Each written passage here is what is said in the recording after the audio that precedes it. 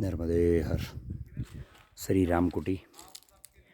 આ એક આશ્રમમાં હું આવ્યો હતો અને એ આશ્રમની બાજુમાં જ એક નાનકડો પ્રવાહ તમે જુઓ છો.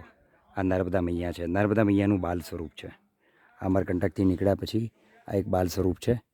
આ બાલ સ્વરૂપના દર્શન થઈ શકે છે. હું જે તટ ઉપર છું એ ઉત્તર તટ છે અને સામે જે દેખાય છે એ દક્ષિણ તટ છે. નર્મદે હર. ખૂબ જ સુંદર એક આંબાનું ઝાડ પણ છે અહીંયા. અને હું થોડો અંદર આવ્યો છું 1 કિલોમીટર જેવું. હવે 1 કિલોમીટર મારે બહાર નીકળી અને પછી એક જંગલનો માર્ગ પકડી ને આગળ અમરકંટક તરફ જવાનું છે. તમે અહીંયાથી એને ક્રોસ બી કરીને સામે જતા રહી શકો.